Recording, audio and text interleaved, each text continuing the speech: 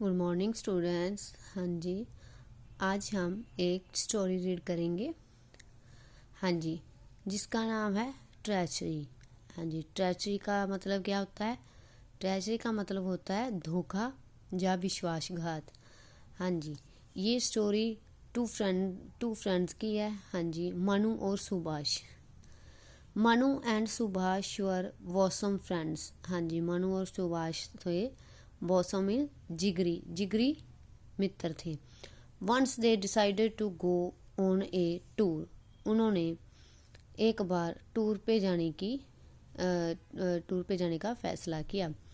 They took a horse cart and started their journey.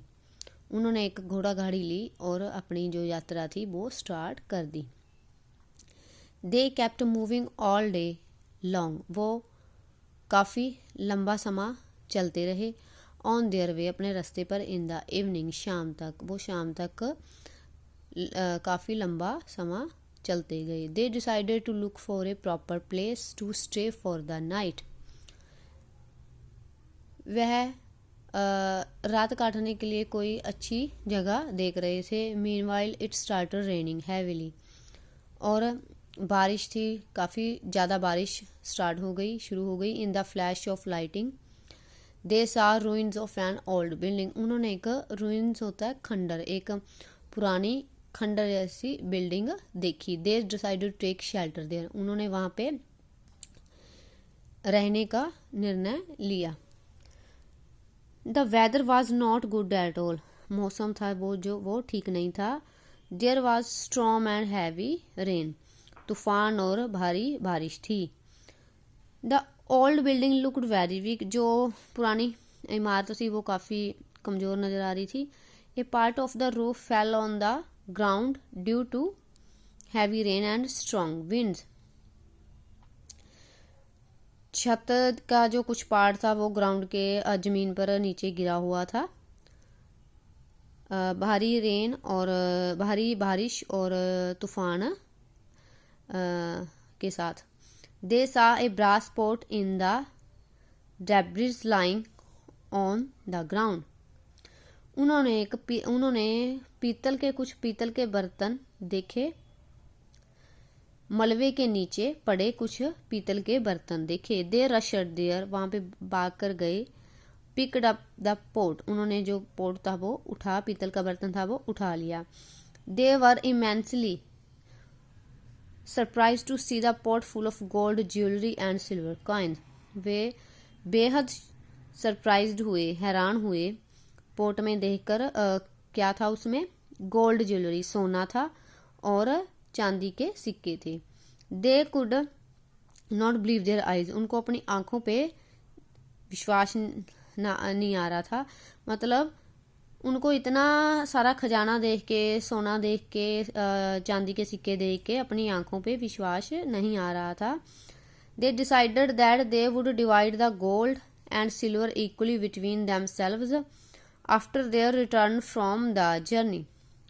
उन्होंने ये फैसला किया भी जब वो यात्रा से वापस आएंगे तो वो जो गोल्ड और सिक्के हैं वो आपस में बांट लेंगे। ठीक है, उन दोनों ने ये डिसाइड किया था। Next morning the rain stopped.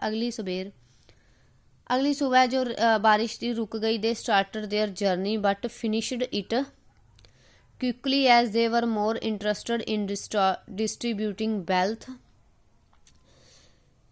उन्होंने अपनी यात्रा स्टार्ट कर दी पर जल्दी फिनिश कर दी क्योंकि वो अपन जो धन दौलत थी उसमें बांटने में इंटरेस्ट रख रहे थे।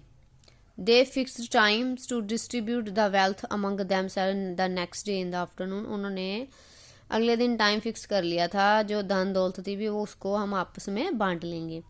The next day Manu reach the ruins before noon. अगले दिन मनु खंडर में दोपहर के समय पहुंच गया। Just after seeing the wealth dishonesty came to his mind. सारी धन दौलत देख के मनु के मन में बेईमानी आ गई। मतलब उसने ये सोच लिया था कि ये सारा धन दौलत है जो मतलब कि मैं उसे ना दूं सुभाष को, मैं खुद ही रख लूं। He took out all the wealth from the pot and hid it a पिट।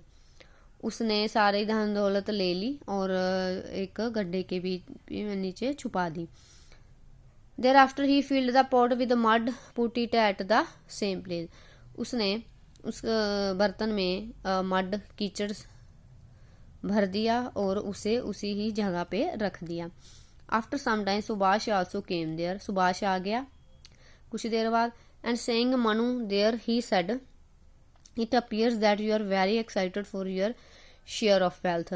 मनु ने उसे कहा कि तुम बहुत ज़्यादा एक्साइटेड हो रहे हो अपने मतलब कि शेयर करने के लिए, धन दौलत थी वो वापस में बांटने के लिए।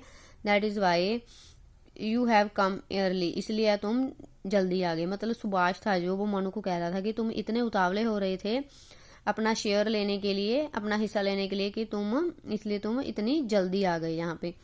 Manu said you are right, हाँ तुम ठीक हो। I am really very excited, मैं बहुत उतावला हूँ। To get all the gold and jewellery, भी मैं सारा सोना लेने के लिए बहुत एक्साइटेड हो रहा हूँ।